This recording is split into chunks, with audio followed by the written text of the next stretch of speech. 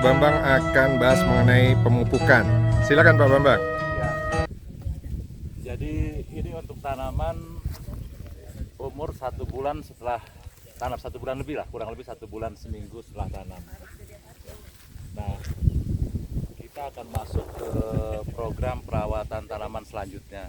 Kebetulan untuk saat ini program selanjutnya yaitu pemupukan sebulan sekali ya, sebulan sekali, yaitu menggunakan pupuk NPK. Ya.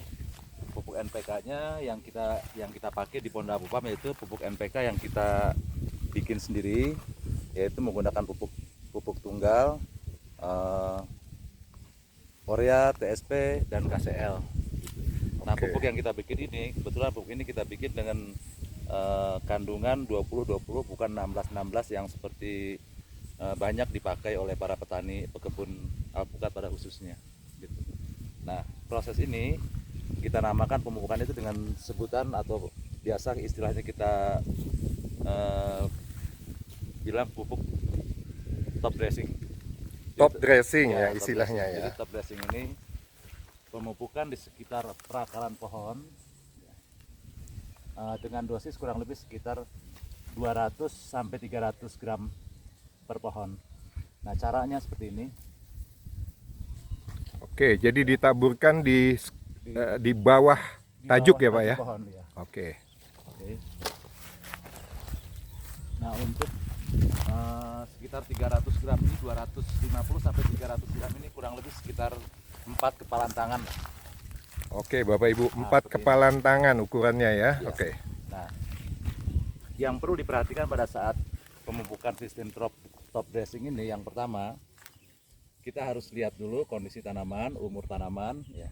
Jadi bukan dalam artian tanaman 1 bulan harus selalu tanaman setelah 1 bulan tanam itu harus selalu dikasih dengan 300 gram, tidak seperti itu, tapi dilihat dari kondisi bibit yang kita tanam.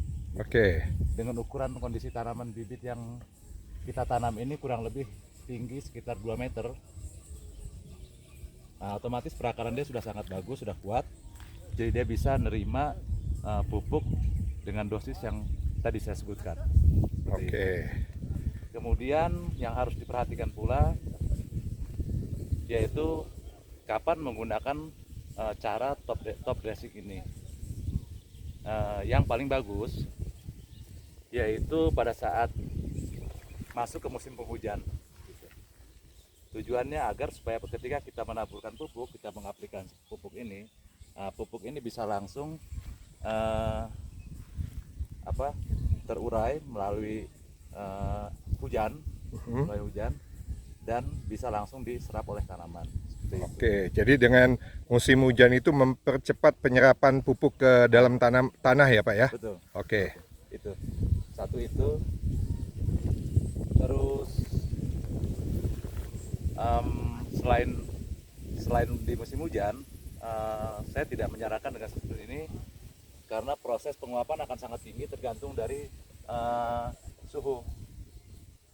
Nah, untuk musim penghujan ini suhu kisaran di sini kurang lebih sekitar antara 20 sampai dengan 28 karena kita berada di posisi ketinggian 700 dpl dan kemudian juga di daerah Cipanas yang curah hujannya juga tinggi.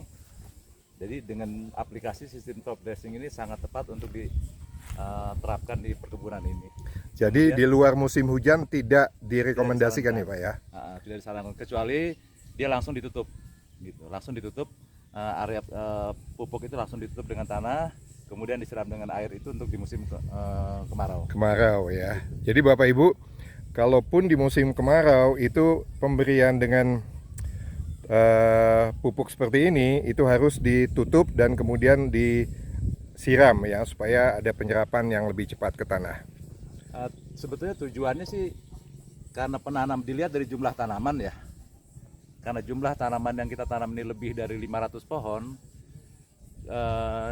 kita butuh waktu cepat untuk melakukan pemupukan dengan tujuan supaya lebih seragam, tidak ada beda waktu yang terlalu jauh atau berhari-hari pembedaannya. Jadi otomatis nanti pertumbuhan pun akan serentak terlihat bagus dan perawatan selanjutnya pun akan lebih mudah. Oke, jadi bisa dilihat ya Bapak Ibu, kesuburan dari tanaman ini. Ya, jadi ini 1 bulan setelah tanam. Ya. Yang terpenting pupuk itu sendiri yang kita gunakan. Pupuk ini kita tidak menggunakan pupuk NPK seperti Mutiara atau NPK Ponska 1515 atau Mutiara Yara Unik. Nah, kita lihat dengan jumlah ini yang kita utamakan di sini biaya dari pemupukan dan efektivitas dari pemupukan itu sendiri gitu. Kalau kita gunakan pupuk NPK Mutiara atau NPK Unik, satu terkendalanya di masalah, bukan terkendala, artinya petani tidak juga harus dengan menggunakan pupuk yang lumayan mahal, tapi kita juga harus mencari solusi gimana caranya dengan pupuk yang tidak kalah standarnya kualitasnya dengan pupuk yang 16-16 pabrikan, tapi kita juga bisa menghemat biaya dengan cara membuat sendiri pupuk NPK sekelas setara dengan NPK Mutiara atau Yara, dengan kita meracik sendiri formulanya, yaitu dengan menggunakan campuran pupuk tunggal. Oke Bapak Ibu, jadi dengan diracik sendiri pupuk oleh Pak Bambang itu dapat menghemat kos sampai dengan 60% kalau kita pakai pupuk kimia secara langsung, dan hasilnya pun nggak kalah ya. Pemupukan yang diracik khusus oleh Pak Bambang ini sudah terbukti dari kesuburan tanaman. Ini terlihat dari tanaman dia sudah mulai berubus ya, sangat cepat. Mungkin untuk lebih yakinnya lagi atau kita mau lihat lebih bagusnya lagi, tunggu di sesi berikutnya 2 atau 3 bulan kemudian, nanti bisa dilihat tampilan pohon ini pasti sudah akan berubah. Oke Bapak Ibu, jadi Pak Bambang akan perlihatkan hasil pemupukan dari racikan Pak Bambang. Kita tunggu 2 bulan ke depan kondisi tanaman seperti apa ya. Yang pastinya apapun yang Pak Bambang racik itu sudah terbukti selama 20 tahun pengalaman dari pertanian. Yang terpenting begini, untuk menentukan pupuk apa yang harus kita pakaikan, yang kita harus aplikasikan ke tanaman, yang terpenting yaitu kita tahu kebutuhan dari tanaman. Terus kemudian ketika kita mengaplikasikan si pupuk itu sendiri, kunci utamanya kita harus yakin, harus tahu bahwa pH di sekitar perakaran ini pH-nya di angka 6 ke atas, 7 ke bawah. Gitu. Itu yang terpenting, karena apa? Ketika pH-nya di pH netral, penyerapan nutrisi ini akan sangat mudah diserap oleh perakaran tanaman. Gitu. Terus namun ketika pH ini di tingkat pH rendah, di bawah dari 6, keasamannya tinggi, penyerapan dari pupuk ini pun tidak akan maksimal, seperti itu. Jadi utamakan, yang penting kuncinya untuk aplikasi pupuk sintetis, kunci utama ketahui dulu tingkat pH-nya seberapa, baru kita bisa aplikasikan pupuk kimia atau pupuk sintetis. Oke, jadi Bapak Ibu jangan langsung diberikan pupuk kimia, tapi ketahui dulu pH-nya berapa. Jadi di atas 6 dan di bawah 7 itu adalah pH terbaik ya Pak Bambang ya. Oke. Nah, karena ketika pH di atas 7 artinya basah ya, tingkat kondisi tanahnya dalam kondisi basah. Ketika kita melakukan pemupukan, bisa mengakibatkan satu, keracunan daripada tanaman itu sendiri gitu. Karena tingkat pH tanah di atas 7, ketika kita mengaplikasikan nitrogen yang ada dalam kandungan pupuk ini, itu akan bersifat meracuni daripada tanaman itu sendiri gitu. Tapi ketika suhunya pH 6, ekosistem yang ada di perakaran ini, kehidupan daripada bakteri untuk mengurai itu akan sangat mudah untuk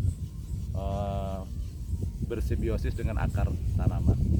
Oke Pak Bambang, jadi Bapak Ibu itu tipsnya dari Pak Bambang bagaimana kita memberikan pupuk dan kemudian berapa pH yang ideal dan yang terbaik untuk diberikan pupuk sintesis. Kita ketemu lagi dengan tips berikutnya di video yang akan datang. Terima kasih Pak Bambang. Salam sehat. Sukses semua buat Bapak dan Ibu. Terima kasih.